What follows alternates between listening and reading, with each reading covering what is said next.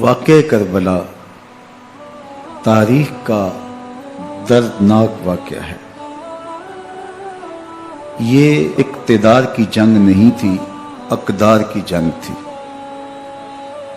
دو شخصیتوں کی لڑائی نہیں تھی، دو نظریات کا ٹکراؤ تھا۔ یہ حق اور باطل کا معرکہ تھا۔ یزید ظلم کا استعارہ ہے، حسین ابن علی امن کی علامت ہے۔ یزید جبر کا پتلا ہے، حسین صبر کا پیکر ہے۔ یزید اپنی بدطینت فطرت اور اپنی طبع ناہموار کے باعث دنیا پر ذلت و رسوائی، ظلم، جبر، جور و زیادتی کی علامت بن کے ابھرا، اور حسین ابن علی رضی اللہ تعالی عنہ حق و صداقت کا نشان بن کے ابھرا۔ کربلا کے تپتے ہوئے ریگزار میں حسینی اور یزیدی دو کردار سامنے آتے ہیں۔ اقبال نے کہا تھا، موسیٰ و فرعون و شبیر و یزید، ایند و قوت از حیات آید پدید، زندہ حق از قوت شبیری است، باطل آخر داغ حسرت میری است، سرخ رو عشق غیور از خون او، شوخی ای مصرع از مضمون او، تا قیامت قطع استبداد کر، موج خون او چمن ایجاد کر۔ یزید بہدل کی بیٹی محسون کا ناپاک بیٹا تھا، اور حسین محمد عربی کی بیٹی فاطمہ کا شہزادہ تھا۔ یزید دمشق کے اطراف میں سرجون اور جریر، اختل جیسے اوباشوں کے جھرمٹ میں پل کے جوان ہوا۔ حسین کے گھر کا دروازہ مسجد نبوی کے اندر کھلتا تھا۔ یزید نشے میں دھت ہو کر کے نمازیں چھوڑ دیتا تھا۔ حسین کی کربلا کے اندر بھی نماز تہجد قضا نہیں ہوئی۔ یزید ظلم کا دوسرا نام ہے، حسین امن کی علامت ہے۔ یزید نے زندگی میں ایک مرتبہ حج کیا اور شراب کے مٹکے ساتھ لے کے آیا، اور اختل اور دیگر گویوں اور مغنیوں کو اپنے ساتھ رکھا تاکہ سفر آسانی سے کٹے۔ حسین ابن علی نے 25 حج سواری ہونے کے باوجود پیدل کیے۔ یزید حج بیت اللہ کے بعد مدینہ المنورہ آیا اور شراب کی ایک مجلس بپا کی۔ حضرت امام حسین رضی اللہ تعالی عنہ جب وہاں پہنچے تو شراب کی پھیلی ہوئی بدبو کو محسوس کرتے ہوئے فرمایا، یہ بو کیسی ہے؟ تو نشے میں دھت یزید بولا، یہ شام میں بنتی ہے، اور ایک جام منگوایا اور اس کو پیتے ہوئے دوسرا جام حضرت امام حسین رضی اللہ تعالی عنہ کی طرف بڑھاتے ہوئے کہا، ابا عبداللہ لیجئے۔ تو حضرت امام حسین رضی اللہ تعالی عنہ نے فرمایا، میں اس کی طرف دیکھتا بھی نہیں ہوں، اور پھر وہ عشقی اشعار پڑھنے لگا۔ جب یزید کی شراب نوشی کا منظر امام حسین رضی اللہ تعالی عنہ اپنی آنکھوں سے دیکھ چکے تھے تو مجھے بتاؤ، یزید کے ہاتھ پہ امام حسین کا پاک ہاتھ کیسے آتا؟ حضرت امام حسین رضی اللہ تعالی عنہ جس ماحول میں پلے تھے، جس ماحول میں پرورش پائی تھی، جس ماحول میں رہے تھے، وہ پاکیزہ اور تقدس مآب ماحول تھا۔ اور یزید کبھی اطراف دمشق میں، کبھی غوطہ میں، کبھی الخزرہ محل میں، اور کبھی کہاں داد عیش دیتا رہا اور لہو و لعب کے اندر مصروف رہا، اور اس کی زندگی ان چیزوں سے عبارت تھی. وہ محرمات کو حلال قرار دیتا، شراب نوشی اس کی ہڈیوں میں رچی ہوئی تھی، اور شریعت بیضا کا مذاق اڑایا کرتا.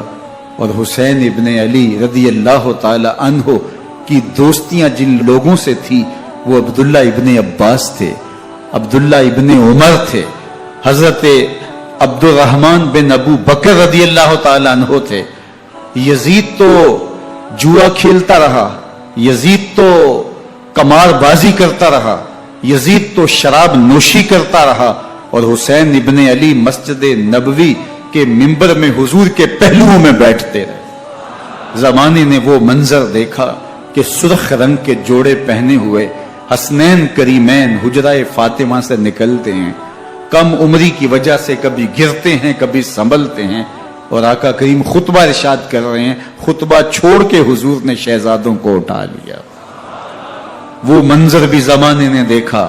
حضرت عبداللہ بن شداد کہتے ہیں کہ حضور سجدے میں تھے اور سجدہ اتنا طویل ہو گیا، ہمیں لگا یا تو وحی کا نزول ہو رہا ہے یا پھر اللہ کا حکم آ گیا اور اللہ کے محبوب کی روح قبض کر لی گئی.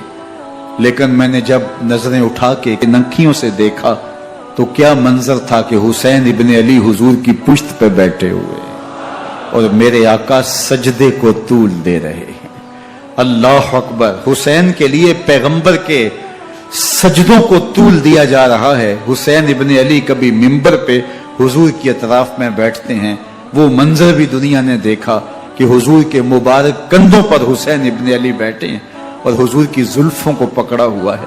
تو حضرت عمر رضی اللہ تعالیٰ عنہ دیکھ کے کہتے ہیں واہ واہ کیسی سواری میسر آئی حسین ابن علی کو. تو میرے آقا مسکرا کے کہتے ہیں عمر سواری دیکھتے ہو سوار بھی تو دیکھو. اللہ اکبر. حضرت اسامہ بن زید بن حارثہ رضی اللہ تعالیٰ عنہ فرماتے ہیں رات کا ایک پہر گزر گیا اور مجھے حضور سے کوئی کام تھا. میں آقا کریم کی خدمت میں حاضر ہوا، در دولت پہ دستک دی. حضور تشریف لائے تو چادر اوڑی تھی، بکل کی ہوئی تھی میرے حضور نے. تو میں نے اپنی حاجت کہی تو حضور نے میری حاجت پوری کر دی. لیکن ایک منظر میں نے دیکھا کہ حضور نے جو چادر کی بکل فرمائی تھی اس کے اطراف میں پہلوؤں میں ابھار تھے جس طرح اندر کوئی ہو. مجھ سے نہ رہا گیا، میں نے پوچھ لیا. میں نے کہا بندہ نواز چادر کے اندر کیا ہے؟ فکشفہ. تو حضور نے چادر کو کھول دیا. فائز الحسن والحسین علی ورکہ. تو کہتے ہیں میں نے اپنی آنکھوں سے دیکھا ایک پہلو سے امام حسین لپٹے ہوئے تھے، ایک پہلو سے امام حسن لپٹے ہوئے تھے. فرمایا یہ میرے بیٹے ہیں، یہ میری بیٹی کے بیٹے ہیں. اے اللہ میں ان سے پیار کرتا ہوں، تو بھی ان سے پیار کر، جو ان سے پیار کرے اس سے بھی پیار کر. ان کی محبت کا درس دیا، ان کے پیار کا سبق پڑھایا. کہا ان سے پیار کرنے والا میرے سے پیار کرنے والا ہے، ان سے بغض رکھنے والا میرے سے بغض رکھنے والا ہے. ان کی تکلیف حضور کو بے چین کر دیتی تھی. حضرت سیدہ فاطمہ الزہرا رضی اللہ تعالی عنہ کے گھر کے قریب سے گزرے تو حضرت امام حسین کے رونے کی آواز آ رہی تھی. تو آقا کریم علیہ السلام نے فرمایا کہ فاطمہ حسین کو چپ کرواؤ. الا تعلمی ان بقاءہ یوزینی. تو جانتی نہیں حسین کا رونا مجھے دکھ دیتا ہے. حسین ابن علی کو حضور رونے نہیں دیتے تھے، ان کو دکھی نہیں ہونے دیتے تھے، کیونکہ رسول اللہ صلی اللہ علیہ وسلم جانتے تھے کہ یہ کتنے دکھ سہے گا، کتنی تکلیفوں سے گزرے گا اور کتنے مصائب سہے گا. زمانے نے وہ گھڑیاں بھی دیکھی کہ حضرت حذیفہ بن یمان رضی اللہ تعالیٰ عنہ فرماتے ہیں کہ میں حضور کی خدمت میں نماز مغرب کی ادائیگی کے لیے حاضر ہوا، اور میں نے یہ اجازت خاص طور پہ اپنی ماں سے اس شرط پہ لی تھی کہ امی آپ مجھے اجازت دیں، میں حضور کی خدمت میں حاضر ہوتا ہوں، مغرب کی نماز بھی ادا کروں گا اور پھر حضور سے عرض کروں گا حضور میرے لیے اور میری ماں کے لیے بخشش کی دعا کر دیجئے. ماں نے اس شرط پہ اجازت دے دی اور میں حضور کی خدمت میں آ گیا. نماز مغرب ادا کی، سلام پھرا تو میرے دل میں آرزو تھی میں حضور سے عرض کروں حضور میرے لیے اور میری ماں کے لیے مغفرت کی بخشش کی دعا کر دیں. لیکن حضور عبادات میں، ذکر میں، نوافل میں ایسے مشغول ہوئے کہ میں آرزو رکھنے کے باوجود بھی عرض نہ کر سکا. خیر نماز عشاء کا وقت ہوا، اذان پکاری گئی، حضور مصلی پہ آئے، نماز پڑھی، سلام پھرا، تو میرے دل میں پھر خیال آیا کہ ماں سے ایک نماز کی چھٹی لی تھی، نمازیں بھی 2 ہو گئیں، ماں نے جاتے پوچھنا ہے حضور سے میرے لیے اور اپنے لیے مغفرت کی بخشش کی دعا کروائی تھی، تو کیا جواب دوں گا؟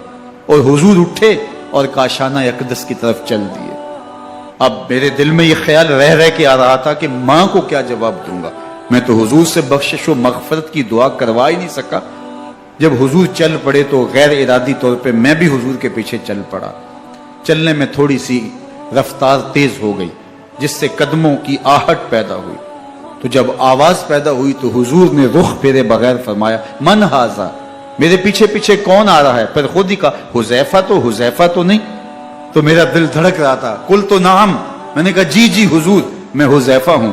فرمایا ما حاجتک غفر اللہ لک ولامک، کیا کام ہے؟ اللہ تجھے بھی بخش دے، تیری ماں کو بھی بخش دے۔ اب جو کام تھا وہ جنبش لب سے پہلے ہی ہو گیا، یہاں تو لفظوں کا سہارا بھی نہیں لینا پڑتا، وہ بند لبوں کی بولیاں بھی سنتے ہیں۔ اقبال بولا ہے فروغت صبح آثار و دہور، چشم تو بینندائے ما فی الصدور، تیری نظر تو سینوں کے چھپے راز بھی دیکھتی۔ تو کہا ما حاجتوں کا غفر اللہ لک ولامک، اللہ تجھے بخش دے، تیری ماں کی بھی مغفرت کر دے، کیا کام ہے؟ اب جو کام تھا وہ تو ہو گیا۔ تو میرے حضور نے ارشاد فرمایا حذیفہ سنو، ابھی ایک فرشتہ آیا ہے جو اس سے قبل دھرتی پر پہلے کبھی نہیں آیا، آج پہلی مرتبہ اللہ سے اجازت لے کے 2 کام کرنے آیا ہے۔ ایک تو مجھے سلام کرنے آیا ہے، اور دوسرا خوشخبری دینے آیا ہے کہ آپ کی بیٹی فاطمہ جنتی عورتوں کی سردار ہے، اور حسن اور حسین جنتی جوانوں کے سردار۔ ایک طرف یزید ناپاک محسون کا پلیت بیٹا، اور ایک طرف محمد عربی کا نواسا، فاطمہ کے دودھ کا اثر، علی المرتضی کے خون کی تاثیر، رسول اللہ صلی اللہ علیہ وسلم کے کندھوں پہ بیٹھنے والا۔ ایک دن حضور نے امام حسین رضی اللہ تعالیٰ عنہ کے ہاتھ پکڑ لیے اور ان کے پاؤں اپنے پاؤں پہ رکھے، اور پھر فرمایا بیٹے آگے بڑھو، اور ان کے پاؤں حضور کی پنڈلیوں پہ آئے۔ پھر کہا بیٹے اور آگے بڑھو، حتیٰ کہ ان کے پاؤں حضور کی رانوں پہ آئے۔ پھر فرمایا بیٹا اور آگے بڑھو، تو ان کے پاؤں حضور کے مبارک بطن اقدس پہ آئے۔ پھر بازوؤں کو کھینچ کے اپنے قریب کیا اور حسین ابن علی کے منہ میں اپنی زبان رکھ دی، اور وہ اس طرح چوس رہے تھے جس طرح کھجور چوسی جاتی ہے۔ تو اللہ کے محبوب علیہ السلام نے حسین ابن علی کو اپنی زبان کا لعاب دہن دے کر کے، وہ شیر رحمت دے کر کے، وہ کوثر و تسلیم سے پاکیزہ تر آب رحمت عطا کر کے ان کی ہمیشہ کے لیے پیاس بجھا دی، تاکہ کل کربلا کے تپتے ہوئے ریگزار میں حسین ابن علی کو پیاس کی شدت تنگ نہ کرے اور پائے استقلال میں لغزش نہ آنے پائے۔ ان نازوں سے پالے ہوئے حسین کو، ان محبتوں سے پالے ہوئے حسین ابن علی کو امتحان بھی اتنے بڑے درپیش تھے۔ یاری تیری سونا پر ازمیشہ تیریاں اگ، سونا پرکھیا جامدہ ہے نال اگاں دے لگ۔ جتنا بڑا شخص ہوتا ہے اتنی آزمائشیں بھی بڑی ہوتی ہیں۔ پیغمبر رحمت کی آغوش میں کھیلنے والا، حجرہ فاطمہ کا جانشین، مصلی رسول کا وارث، منبر رسول صلی اللہ علیہ وآلہ وسلم پر حضور کے مبارک پہلو اور گود میں بیٹھنے والا حسین، حضور کی زبان چوسنے والا حسین، حضور کے کندھوں پہ سواری کرنے والا حسین، آقا کریم علیہ الصلوۃ والسلام کے مبارک سجدے کی حالت کے اندر حضور کی پشت پہ کھیلنے والا حسین، جس حسین کا دروازہ مسجد نبوی کے اندر کھلتا تھا اور یزید کی کرتوتوں کے چشمدید گواہ تھے۔ یزید جب تخت نشین ہوتا ہے تو اسے یہ فکر ہوتی ہے کہ امام حسین، عبداللہ بن زبیر، عبداللہ بن عمر، عبداللہ ابن عباس، یہ میری بیعت کریں. اور وہ ولید بن عقبہ کو لکھتا ہے کہ ہر صورت میں ان کی بیعت لو، اور اگر بیعت نہ دیں تو سختی کرو. حضرت امام حسین رضی اللہ تعالی عنہ کو بلاوا آتا ہے کہ آپ کو دارالامارت میں گورنر ہاؤس میں بلایا جا رہا ہے. ولید بن عقبہ کا پیغام آپ کو پہنچتا ہے. آپ اس وقت فرماتے ہیں کہ اس وقت جو پیغام پہنچا ہے وہ کسی خطرے سے خالی نہیں ہے. تو کچھ سواروں کو ساتھ لیا، کہا تم دارالامارت کے باہر کھڑے رہنا، اگر میری آواز بلند ہوئی تو اندر آ جانا، ورنہ تم انتظار کرنا. آپ اندر گئے. ولید بن عقبہ نے مروان کو بھی بلایا تھا. مروان بن حکم یہ گورنر مدینہ ولید سے پہلے رہ چکا ہے، تو اس نے مشورہ دیا کہ سختی کی جائے. خیر ولید بن عقبہ نے کہا کہ یہ خط ہے، حضرت امیر معاویہ کا انتقال ہو گیا اور یزید تخت نشین ہوا ہے، لہٰذا وہ آپ سے بیعت کا مطالبہ کرتا ہے. تو حضرت امام حسین رضی اللہ تعالیٰ عنہ نے فرمایا کہ میرے جیسا شخص یوں چھپ کے بیعت نہیں کر سکتا. اور آپ واپس پلٹے. مروان بن حکم نے ولید بن عقبہ کو کہا کہ یہ موقع ہے جانے نہ دیا جائے، اگر یہ نکل گئے تو دوبارہ تم قابو نہیں پا سکو گے اور انہیں یہیں قتل کر دیا جائے. حضرت امام حسین رضی اللہ تعالیٰ عنہ نے یہ بات سن لی. کہتے ہیں حضرت امام حسین انہی قدموں کے بل واپس پلٹے اور مروان بن حکم سے مخاطب ہو کے کہا مروان کیا بول رہا ہے؟ وہ خاموش ہو گیا. فرمایا تو جانتا نہیں ہم کون ہیں؟ آنا حسین ابن علی ابن ابی طالب، میں حسین ہوں، میں علی کا بیٹا ہوں. ہمارے گھر میں قرآن اترتا رہا ہے، وحی کا نزول ہوتا رہا ہے، اور یزید فاسق ہے، فاجر ہے، مسلمانوں کا قاتل ہے اور شرابی ہے. میں ڈنکے کی چوٹ پہ یزید کی بیعت سے انکار کرتا ہوں. بس حیدری کچھار سے محمدی شیر نکل آیا ہے. اب اوسان خطا ہو گئے، راستہ چھوڑ دیا، واپس آئے. سیدہ زینب سے ملے، کہا مدینے کو چھوڑنا پڑے گا. کہا بھیا کیا ہوا؟ کہا یزید بیعت لینے پہ مصر ہے اور میں کسی صورت بھی بیعت نہیں کروں گا. رسول اللہ کا مدینہ ہمارے خون سے لالہ زار بنے گا. میں نہیں چاہتا کہ حضور کے شہر نور کی حرمت پامال ہو. دوستو وہ کیسا منظر ہوگا جب حسین ابن علی نے آخری حاضری حضور کے روضے پہ دی ہو. حاجی یا معتمر 10 دن کے لیے، 8 دن کے لیے، 20 دن کے لیے مدینہ المنورہ عارضی سکونت اختیار کرتا ہے اور حضور کے روضہ انور سے، اس شہر نور سے، ان گلیوں سے، ان بام و در سے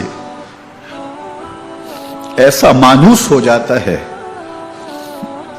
کہ جب واپس پلٹ رہا ہوتا ہے ان دعاؤں کے ساتھ کہ دوبارہ آنا بھی نصیب ہو، اور اسے لگتا ہے کہ میں دوبارہ بھی بلایا جاؤں گا، لیکن اس کے باوجود شہر حبیب چھوڑنا قیامت سے کم نہیں ہوتا. اعظم چشتی مرحوم آخری بار جب حضور کے روضہ انور پہ گئے تو بیمار تھے، ویل چیئر پہ تھے. باب بقی سے باہر نکلے تو خادم سے کہا کہ میری ویل چیئر پیچھے سے کھینچو تاکہ میرا رخ روضہ انور کی طرف رہے. اور وہ پیچھے سے کھینچتا چلا جا رہا ہے.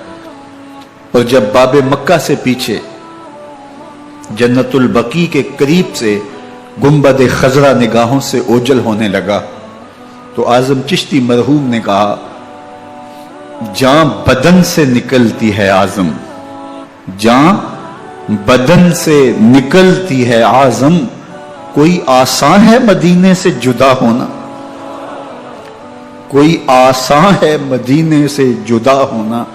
یہ اس شخص کی کہانی ہے جو 10 دن 5 دن مہینہ 2 ماہ وہاں رہتا ہے اور پھر اس شہر کو چھوڑ کے آنا اس کے لیے آسان نہیں ہوتا. اور مجھے بتاؤ کہ حسین جو پیدا مدینے میں ہوا، جس کے گھر کا دروازہ مسجد نبوی کے اندر کھلتا تھا، جو مسجد نبوی کے اندر پرورش پا کے جوان ہوتا ہے اور مدینے کی گلیوں میں کھیلتا رہا، اس حسین ابن علی کے لیے مدینہ چھوڑنا، اور پھر وہ اس بات کا علم اور شعور رکھتے تھے کہ یہ آخری بار حضور کے در پہ حاضری ہے، دوبارہ اس شہر نور میں نہیں آ سکوں گا، تو کیا قیامت ہوگی اور کیا منظر ہوگا۔ محمد بن حنفیہ کے علاوہ خاندان نبوت کے جتنے لوگ تھے ان سب نے شہر مدینہ کو الوداع کہا، اور رات کے موقع میں مدینہ المنورہ کو، مسجد نبوی کو چھوڑ کر کے مکہ کی جانب عازم سفر ہوئے۔ 3 شعبان المعظم کو مکہ المکرمہ پہنچتے ہیں، ادھر کوفیوں کے خطوط آنے شروع ہو جاتے ہیں۔ حضرت امام حسین رضی اللہ تعالیٰ عنہ مسلم بن عقیل رضی اللہ تعالیٰ عنہ کو صورتحال معلوم کرنے کے لیے بھیج دیتے ہیں۔ 40,000 کوفی آپ کے ہاتھ پہ بیعت کر لیتے ہیں۔ ادھر 25 پیدل حج کرنے والے حضرت امام حسین 8 ذی الحج کو احرام باندھتے ہیں، لیکن آپ کو پتہ چلتا ہے کہ حاجیوں کے روپ میں قاتل چھپا دیے گئے، تو آپ اس احرام کو حج کی بجائے عمرے میں بدلتے ہیں اور کوفے کی جانب عازم سفر ہوتے ہیں۔ کائنات والو، ذرا سینے پہ ہاتھ رکھ کے دیکھو کہ یہ کتنا مشکل مرحلہ تھا۔ اس دین کی آبرو کو بچانے کے لیے حضرت امام حسین رضی اللہ تعالیٰ عنہ نے کتنا بڑا قدم اٹھایا۔ آپ کے بہیخہ، دوست، احباب عبداللہ بن عمر یہ سارے روکتے ہیں۔ عبداللہ بن عباس کہتے ہیں حضرت نہ جائیے، الکوفی لا یوفی، کوفی کبھی وفا نہیں کرتے۔ آپ کے والد کو وہاں شہید کیا گیا، لیکن آپ ایک فرض کو نبھانے جا رہے ہیں۔ میرے غم گسارو، میرے مہربانو، نہ روکو مجھ کو جانے دو، مجھے نانے کے دی کی ڈوبتی کشتی بچانے دو۔ میں جاتا ہوں کہ دنیا پر وفا کا نام رہ جائے، میں رہوں نہ رہوں پر عظمت اسلام رہ جائے۔ میں نہیں جاتا تو نبی کے گھر کی آگ جاتی ہے، میں نہیں جاتا تو نبی کے گھر کی آگ جاتی ہے، تمہارا دین جاتا ہے، میری غیرت ایمان جاتی ہے۔ حضرت امام حسین یہاں سے چلتے ہیں، ابھی راستے میں ہی پہنچتے ہیں کہ یہ خبر آتی ہے کہ کوفے والوں نے بے وفائی کر دی، حضرت مسلم بن عقیل رضی اللہ تعالیٰ عنہ کو شہید کر دیا گیا، نعمان بن بشیر معزول کر دیے گئے، ابن مرجانہ ابن زیاد وہاں متعین کر دیا گیا جو سخت گیر شخص تھا، اور اس نے لوگوں کو ڈرایا، دمکایا، اور کوفے کے لوگوں کے دل بدل گئے اور وہ بیتیں توڑنے لگے۔ وہ منظر مسجد کوفہ کا کتنا دلگداز تھا۔ جب امام نماز کے لیے کھڑے ہوئے تو 40,000 لوگ آپ کے پیچھے تھا۔ جب سلام پھیرا اور امام نے دیکھا کہ پیچھے لوگ نہیں ہیں، پھر لوگوں نے اپنے دروازے بھی بند کر لیے۔ رات کی تنہائیاں ہیں اور حضرت مسلم بن عقیل کو کوئی پناہ دینے والا نہیں۔ لوگوں نے دروازے بند کر لیے کہ کہیں ہمارے گھر میں نہ آ جائیں اور ہم مشقت اور حکومتی تشدد کا شکار نہ ہوں۔ کتنا دردناک لمحہ ہے حضرت مسلم بن عقیل رضی اللہ تعالیٰ عنہ پہ، اور پھر حضرت مسلم بن عقیل بے دردی سے شہید کر دیے جاتے ہیں۔ آپ ابھی راستے میں ہیں، یہ ساری کہانی پہنچتی ہے کہ حضرت مسلم شہید کر دیے گئے اور بے دردی سے شہید کر دیے گئے۔ وہ جنہوں نے خط لکھے تھے کہ ہم آپ کے ساتھ ہیں اور ہم منتظر ہیں، چشم بڑا ہیں، آپ کے قدموں کی چاپ سننے کے لیے بےتاب ہیں، آج انہوں نے بیتیں توڑ دی۔ 40,000 کوفی منحرف ہو گئے۔ مسجد کوفہ کا وہ منظر کس قدر روح کو تڑپا دینے والا تھا۔ ہم پچھلے سال عصر اور مغرب کے درمیان جب کوفہ پہنچے تو سورج ڈوبنے کے قریب تھا۔ میں نے اپنی زندگی میں اتنا اداس موسم کہیں نہیں دیکھا جتنا اداس موسم کوفے میں دیکھا۔ ایسے لگتا تھا جس طرح کوفے کی آب و ہوا آج بھی شرمندہ ہے. جو مسلم بن عقیل اور خاندان نبوت کے ساتھ اہل کوفہ نے کیا، حضرت امام حسین رضی اللہ تعالیٰ عنہ کو ان کے بہی خواہوں نے، اعزا نے، اقربا نے، دوستوں نے، آوان و انصار نے، ساتھیوں نے کہا کہ حضرت حالات یکسر تبدیل ہو گئے، اب ہمیں مراجعت کر جانی چاہیے، واپس پلٹ جانا چاہیے. تو حضرت امام حسین کافی سوچ بچار میں رہے. پھر اس کے بعد آپ نے فیصلہ کیا کہ ہم آگے بڑھیں گے. دوستوں نے کہا کہ حضرت اگر آپ آگے بڑھیں گے تو ہمیں لگتا ہے کہ وہ آپ کے ساتھ سلوک اچھا نہیں کریں گے اور آپ بچوں کے سامنے پیاسے شہید کر دیے جائیں گے. تو حضرت امام حسین رضی اللہ تعالیٰ عنہ نے وہاں ایک خطبہ ارشاد فرمایا کہ لوگوں تم جو مجھے بتا رہے ہو مجھے اچھی طرح معلوم ہے، جو تم مجھے منظر پیش کر رہے ہو وہ میری نگاہوں میں ہے، اور جو کچھ ہونے والا ہے چشم تصور وہ منظر دیکھ رہی ہے. کیونکہ حضرت امام حسین رضی اللہ تعالیٰ عنہ کی شہادت کی خبر حضرت امام حسین کے پیدا ہوتے ہی خاندان نبوت میں عام تھی. حضور علیہ الصلوۃ والسلام کو یہ بات جبریل امین نے آ کے بتائی تھی جب حسین ابن علی کے ساتھ حضور محبت کا اظہار کر رہے تھے. تو یہ جبریل امین نے آ کے کہا تھا حضور آپ کا یہ بیٹا ارض طف میں شہید کر دیا جائے گا، اور کربلا کی مٹی لا کے حضور کو دی اور ام سلمہ کو حضور نے عطا کر دی. حضرت ام سلمہ کہتی ہیں کہ ایک دن میں سوئی تو خواب دیکھا کہ حضور کے مبارک بال بکھرے ہوئے ہیں اور سخت پریشان ہیں. تو میں نے کہا کہ حضور آپ کی یہ کیا حالت ہے؟ وَبِيَدِهِ قَارُورَةٌ، اور حضور کے ہاتھ میں ایک شیشی ہے، فِيهَا دَمٌ، جس کے اندر خون ہے. تو میں نے کہا حضور یہ کیا؟ فرمایا میں قتل گاہ حسین سے آ رہا ہوں اور یہ حسین ابن علی کا خون ہے. تو کہا 10 محرم کا دن تھا، دوپہر کا یہ منظر تھا، میں کیلولہ کر کے اٹھی، جب میں نے دیکھا تو وہ شیشی جس میں کربلا کی مٹی رکھی تھی وہ خون بن چکی تھی. تو یہ خبر پہلے دی گئی تھی، یہ بتا دیا گیا تھا. فرمایا میرے دوستو جو تم مجھے بتاتے ہو میں اس سے بے خبر نہیں ہوں، یہ سب کچھ ہونے والا ہے، لیکن اس کے باوجود میں کیوں جا رہا ہوں؟ تو آپ کا ایک تاریخ ساز جملہ ہے جو کربلا کے فلسفے کو ہمارے سامنے رکھتا ہے کہ یہ اتنا بڑا امتحان کیوں دیا. حضرت امام حسین رضی اللہ تعالیٰ عنہ نے فرمایا وَلَكُمْ فِيَّ أُسْوَةٌ، میں اس لیے جا رہا ہوں قیامت تک ظلم، جبر اور ناانصافی کے خلاف کھڑے ہونے والوں کے لیے کوئی نمونہ تو ہو. میری زندگی قیامت تک ظلم، جبر اور استحصالی نظام کے خلاف کھڑے ہونے والوں کے لیے نمونہ ہے. تو حضرت امام حسین رضی اللہ تعالیٰ عنہ نے حق اور باطل کے درمیان ایک سرخ لکیر کھینچ دی اپنے خون سے. اب حق اور باطل کا امتیاز کرنا مشکل نہیں ہے، کوئی باطل پہ اڑا رہے تو الگ بات ہے، لیکن امتیاز کرنا مشکل نہیں ہے. حدود بالکل واضح کر دی. اقبال نے یہاں کتنی خوبصورتی کے ساتھ اس مضمون کو نبھایا. سرخ رو عشق غیور از خون او، شوخی ای مصرع از مضمون او، تا قیامت قطع استبداد کر، موج خون او چمن ایجاد کر. ایک جہاں آباد کر دیا، حق اور باطل کی راہیں اجال دی. اب لوگوں کو یزید کا چہرہ پہچاننے میں دیر نہیں لگتی.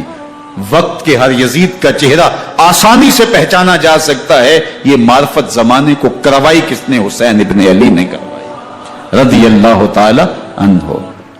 تو حضرت امام حسین نے فرمایا کہ جو میرے ساتھ ہونے والا ہے میں اچھی طرح جانتا ہوں، لیکن میں اس کے باوجود آگے بڑھوں گا. پھر بڑھے اور کربلا میں جا کے خیمہ زن ہو گئے.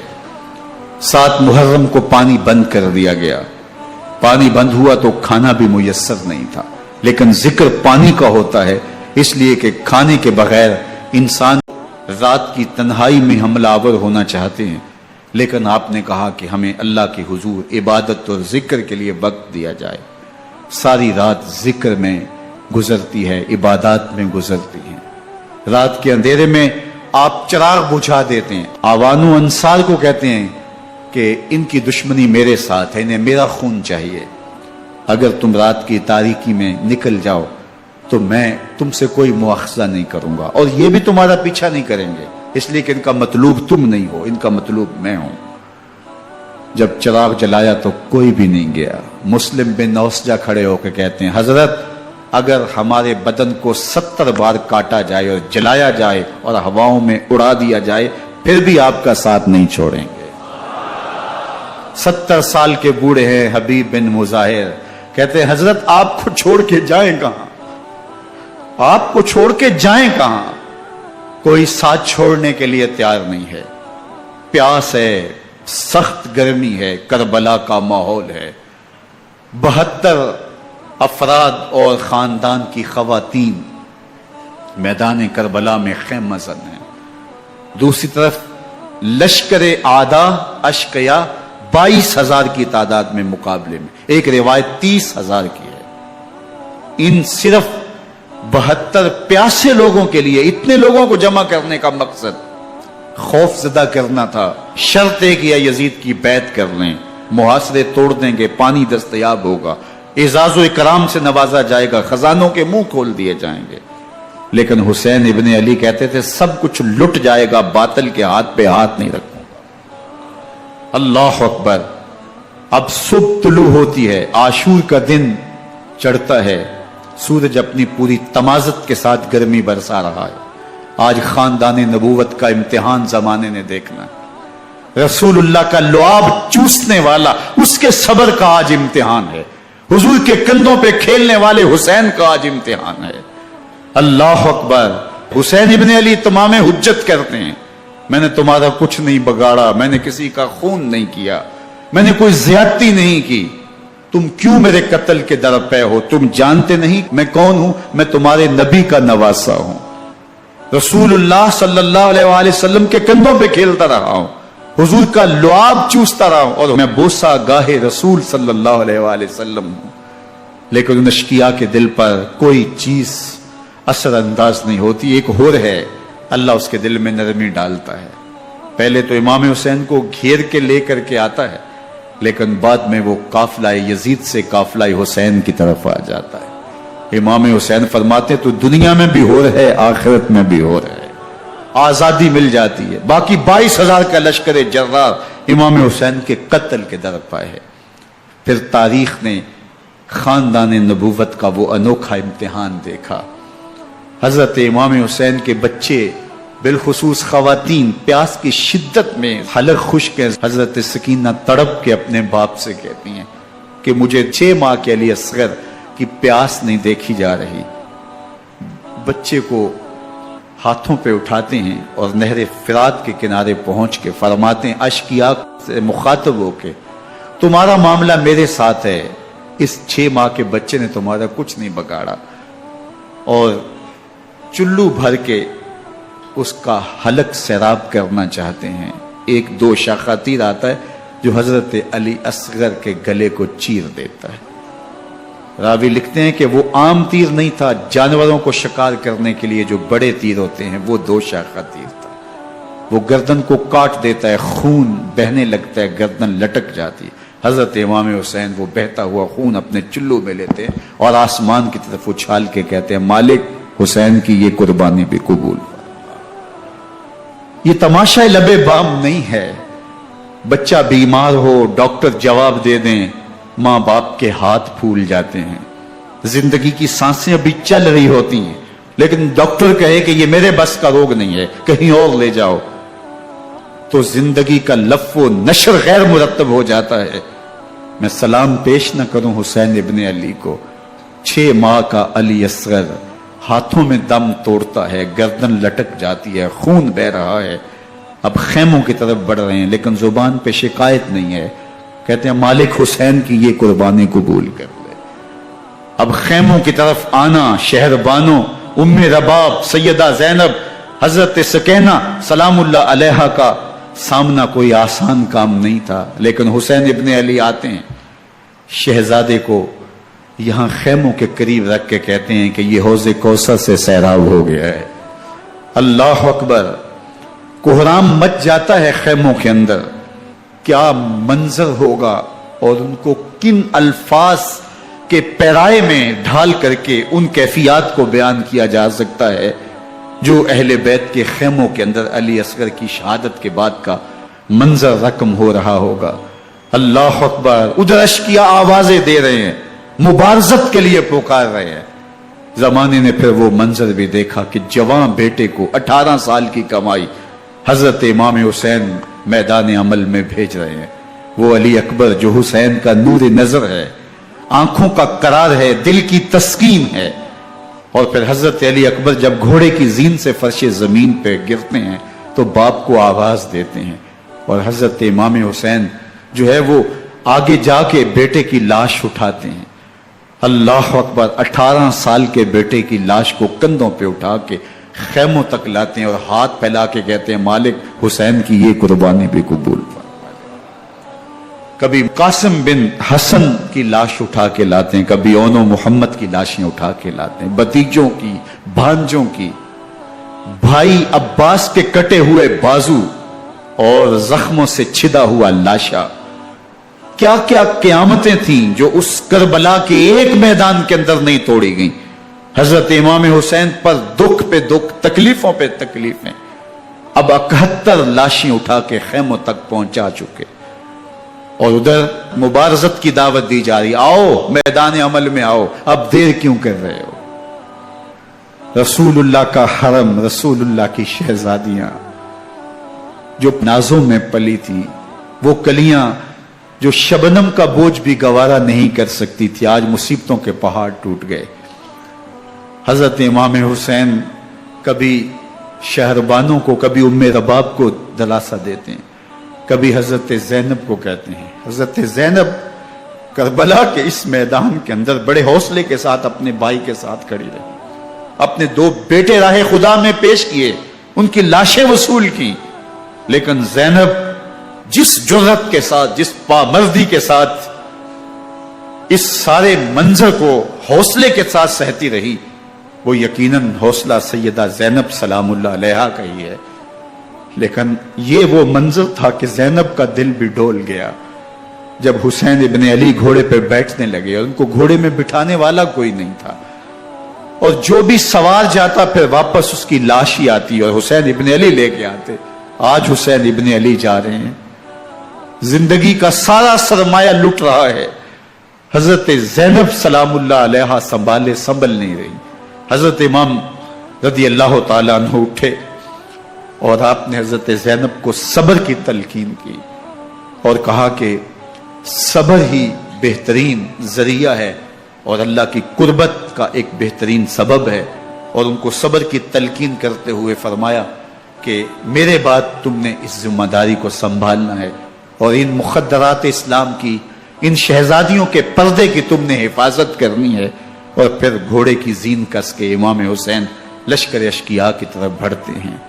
اب خیموں سے سسکیوں کی آواز آ رہی ہے، ان کا سردار، ان کا تاجدار آج سب کو چھوڑ کے کربلا کے میدان کی طرف بڑھ رہا ہے۔ جرم کیا کیا، قصور کیا کیا، اس نے کیا زیادتی کی کہ آج نیزوں اور انیوں کے مقابلے میں 22,000 کا لشکر حضرت امام حسین پہ ٹوٹ پڑتا ہے۔ آپ پھر اتمام حجت کرتے ہیں، میں نے کسی کو قتل نہیں کیا، خون ناحق نہیں بہایا، میرے خون کے درپے کیوں ہو، اپنی آخرت کیوں برباد کرتے ہو، تم جانتے نہیں میں کون ہوں، میں تمہارے نبی کا نواسا ہوں۔ لیکن ابن زیاد کہتا ہے مقابلے میں آؤ۔ پھر حضرت امام حسین رضی اللہ تعالیٰ عنہ مقابلے میں آتے ہیں، اور جب گھوڑے کو ایڑ لگا کے دشمن اشقیاء پہ ٹوٹتے ہیں تو پھر ایسا منظر ہوتا ہے کہ وہ بھیڑ بکریوں کی طرح آگے بھاگتے ہیں۔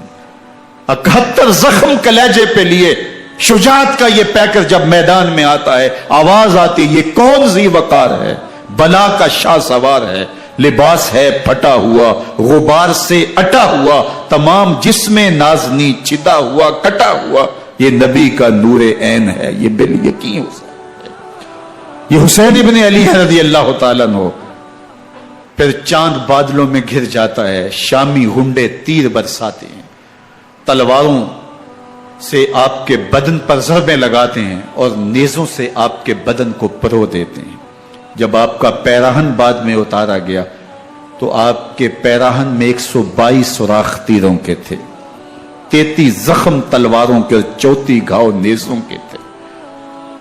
جب گھوڑے کی زین سے فرش زمین پر آئے بدن چھلنی تھا، زخم زخم سے خون بہ رہا تھا، 3 دن کا پیاسا حسین، اللہ اکبر، بدن زخموں سے چور، 71 لاشیں کلیجے پہ لیے، مخدرات اسلام کے پردے کا خیال دل میں الگ ہے، لیکن گھوڑے کی زین سے جب فرش زمین پہ امام حسین آتے ہیں، زبان پہ ہائے نہیں، نالا و شیون نہیں، چیخ و پکار نہیں، آتے ہی پیشانی سجدے میں رکھتے ہیں اور پکارتے ہیں اللہم ردن بقضائک وصبرن علی بلائک تسلیما لامرک سبحان ربی العالی۔ مالک گھر لٹا کے، بچے لٹا کے، خاندان سب کچھ قربان کر کے، اپنے بدن کو زخموں سے چھلنی کروا کے، تیروں اور نیزوں کی انیوں سے اپنے آپ کو زخمی کروا کے، تیرے حضور سر جھکا کے یہ اقرار کرتا ہوں کہ حسین تیری تقدیر پہ راضی ہے۔ مالک تو بھی بتا، تو بھی حسین پہ راضی ہوا ہے کہ نہیں ہوا؟ آواز آ رہی ہے، اس پیاسے پر علی شیر خدا کو ناز ہے، اس نواسے پر محمد مصطفیٰ کو ناز ہے۔ اوروں نے بھی سجدے کیے پر اس کا عجب انداز ہے، اس نے وہ سجدہ کیا جس پر خدا کو ناز۔ حسین ابن علی رضی اللہ تعالیٰ عنہ کا سر انور دستے قاتل نے تب کاٹا جب وہ سجدے میں جھکا ہوا تھا۔ یزید نے کہا میں بیعت لوں گا، امام حسین نے کہا کبھی بھی نہیں دوں گا، یہ سر کٹ سکتا ہے، جھک نہیں سکتا۔ سر کاٹ کے نیزے کی نوک پہ چڑھا دیا گیا، اور یہ اس بات کا اعلان تھا کہ ہم جیت گئے اور حسینی ہار گئے، اور لشکر یزید میں غوغا مچ گیا، نقارے بجنے لگے کہ ہم جیت گئے، دیکھو امام حسین شہید کر دیے گئے، اور سر کاٹ کے نیزے کی نوک پہ چڑھایا گیا۔ لیکن لشکر یزید سے ہی آواز آئی یہ کیسا سر ہے جو کٹ کے بھی سر بلندی ہے، کٹ گیا ہے پھر بھی اونچا ہے۔ اللہ اکبر، یہ سر سجدے میں کٹا ہے، رب کے حضور عبادت کی حالت میں کٹا ہے۔ حسین آج بھی سجدے میں ہے، اللہ اکبر، حسین آج بھی سجدے میں ہے، بلکہ کٹے ہوئے سر کا رخ زمین کی جانب تھا اور کٹی گردن آسمان کی طرف، یوں نیزے پہ پرویا گیا۔ اللہ اکبر، ایک شاعر نے نقشہ کھینچا، باں کے سر نیزے پہ اور سوئے زمین ہے روح، یعنی سجدہ ثانی کی ہے آرزو۔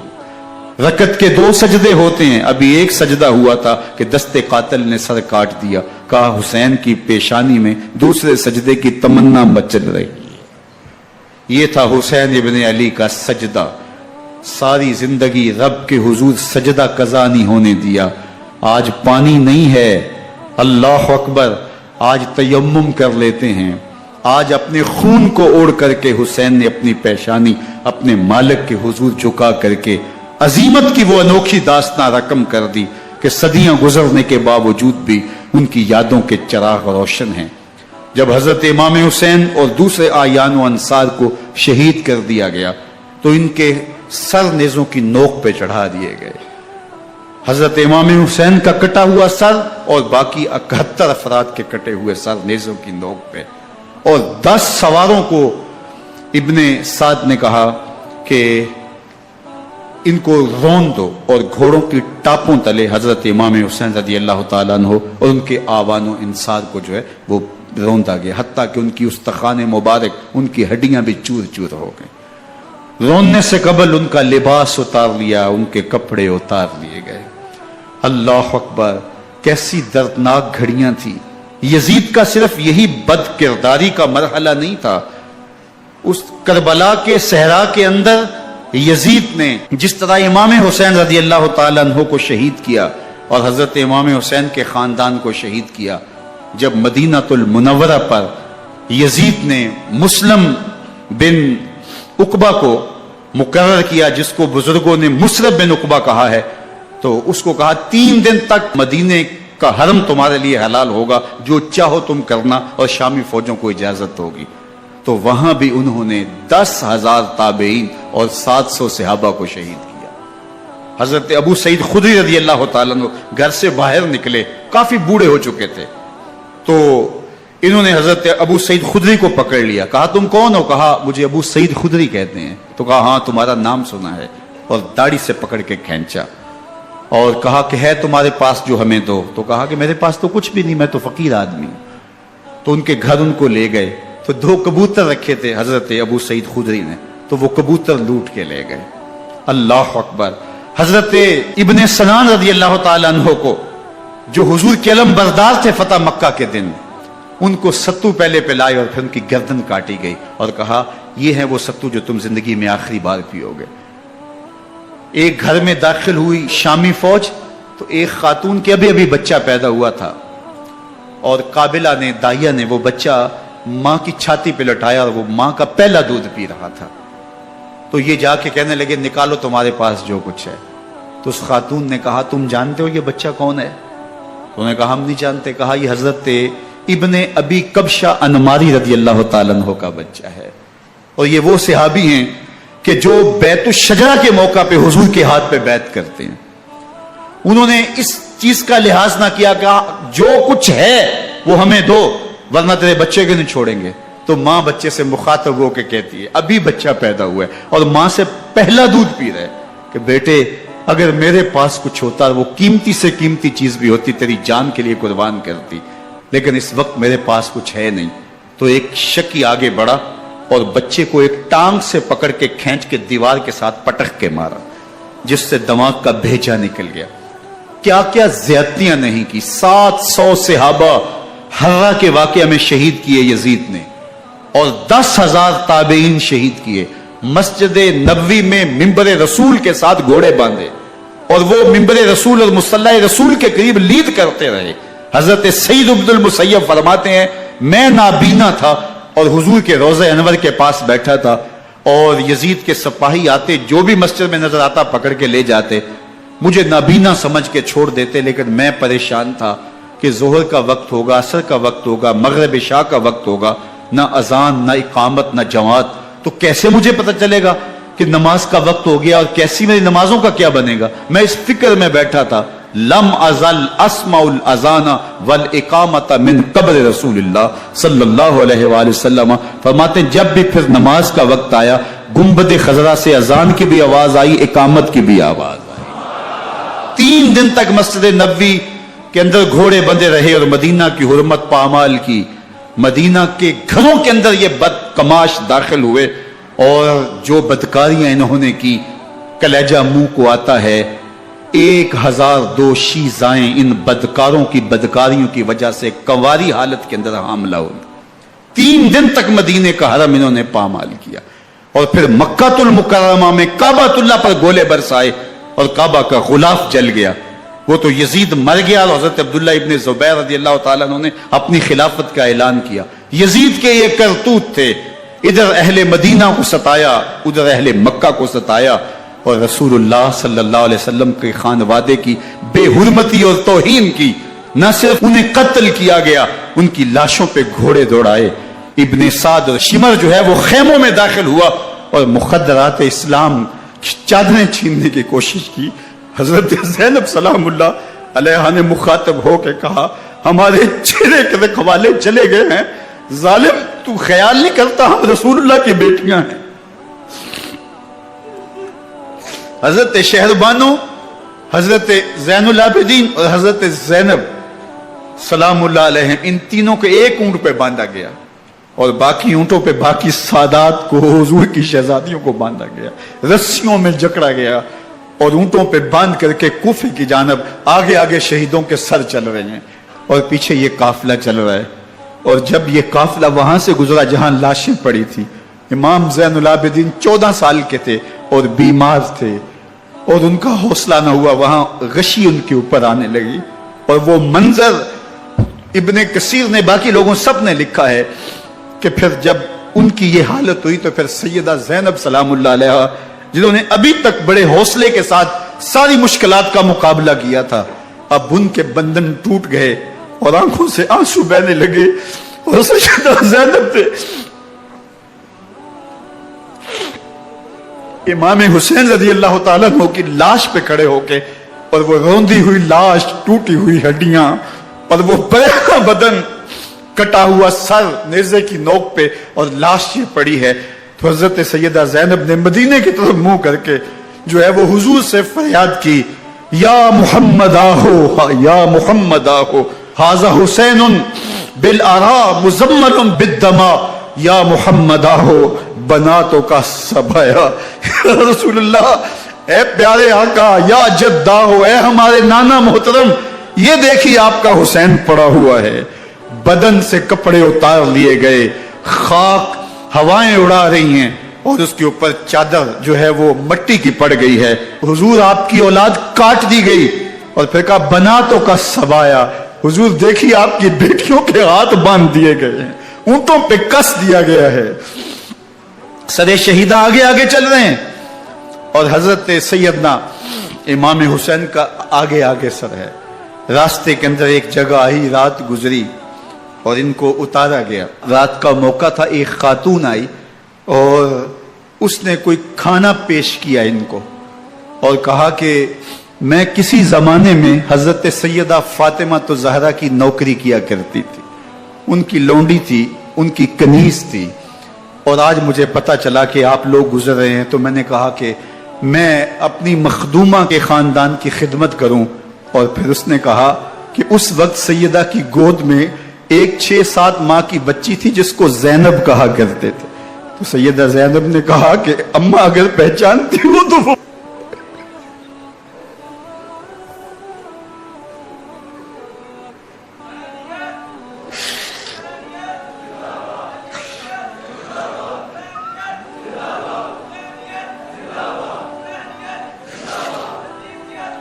یہ تاراج اور لٹا ہوا کارواں پھر وہاں سے کوفے میں کیسے پہنچا، اور کوفے کے اندر سیدہ زینب سلام اللہ علیہا نے وہ یزید کے دربار میں، ابن زیاد کے دربار میں وہ جرأت آمیز جو باتیں کہیں، اللہ اکبر، زینب کی زبان میں علی کی خطابت بول رہی تھی، اور پھر دشمن اور دوست سارے رونے لگے، اور وہ کیا دل گداز منظر تھے۔ اور پھر یہ سروں کا قافلہ اور سادات کرام کا مشکیں کسی ہوئی ہیں اور اونٹوں پہ باندھے ہوئے، ان کو وہاں سے پھر قادسیہ اور قادسیہ سے پھر دمشق یزید کے دربار میں پہنچایا گیا، اور وہاں سے یہ لٹے ہوئے خانمہ برباد تاراج لوگ مدینہ المنورہ میں کیسے پہنچے، اور اہل مدینہ نے کیسے استقبال کیا، اور وہ منظر کتنا دلگداز تھا جب اہل مدینہ زینب سے پوچھتے تھے زینب حسین کہاں ہے؟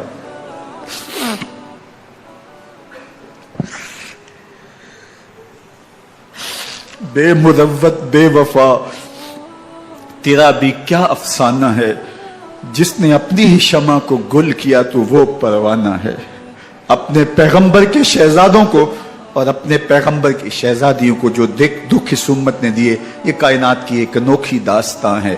اللہ ہمیں اسوہ شبیری پہ عمل کی توفیق عطا کرے اور ان کے نقوش پاک کی برکتیں دے، اہل بیت کی محبت ہماری روحوں میں جذب کر دے، اور جس عظیمت کے ساتھ، جس حوصلے کے ساتھ انہوں نے دکھوں کو جھیلا، جو دہکتی آگ کے شعلوں پہ سویا وہ حسین، جو جواں بیٹے کی میت پر نہ رویا وہ حسین، جس نے سب کچھ کھو کے کچھ نہ کھویا وہ حسین، مرتبہ اسلام کا جس نے دوبالا کر دیا، خون نے جس کے دو عالم میں اجالا کر دیا، جو کہ سوزے غم کو سانچے میں خوشی کے ڈھال کے مسکرایا موت کی آنکھوں میں آنکھیں ڈال کے۔ اے حسین ابن علی تم پر سلام، نازش آل نبی تم پر سلام۔ ذرا میرے ساتھ یہ پڑھ لیجئے، اے حسین ابن علی تم پر سلام،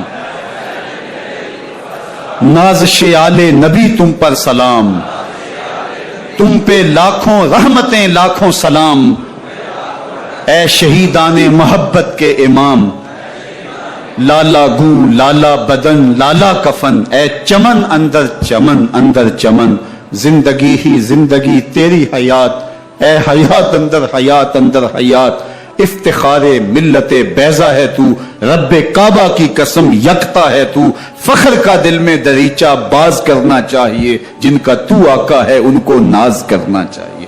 وآخر دعوانا ان الحمدللہ۔